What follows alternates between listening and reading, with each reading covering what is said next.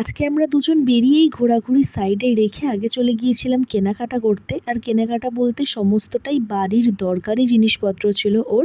আর কি কি কিনেছি সেগুলো তো তোমাদেরকে ভিডিও শেষে আমি দেখিয়েই দেবো।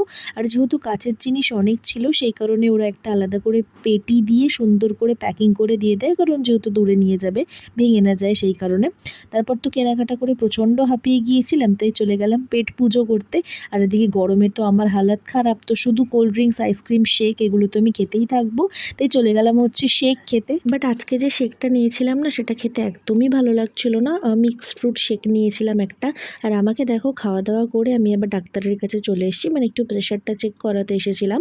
আর কি কি কিনেছি এবার তোমাদেরকে দেখিয়ে দিই। ফার্স্টে তো দেখতেই পেলে একটা প্রেস্টিজের ইন্ডাকশন ওভেন ছিল, আর তাতে রান্না করার জন্য একটা প্রেস্টিজেরই কড়াই ছিল। এছাড়াও 6টা কি 7টা মতন জল খাওয়ার কাচের বোতলও ছিল। আর এই মশলা রাখার কৌটোগুলো সুন্দর লাগছিল বলে এটাও এক সেট নিয়ে নিয়েছিলাম। আর এই টুলটার তলায় রাখার জন্য এরকম সুন্দর একটা ম্যাট। আর ছিল হচ্ছে প্রচুর বাসন কোসন, কিছু প্লেট, বোল, ছুরি, তারপর হচ্ছে তোমার ওই কেচাপ রাখার জন্য ছোট ছোট বোল। এগুলো ছিল, তোমাদেরকে ডিটেলসে দেখালাম না কারণ এই বাসন কোসন নিয়ে তাহলে কেটে যাবে।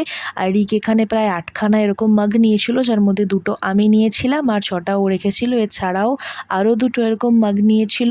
মানে সমস্তটাই বুঝতেই পারছো, ঘরদোরের জিনিসপত্র, টাওয়াল ওয়াওয়াল, তোমার ডোরম্যাট, এই সমস্তই।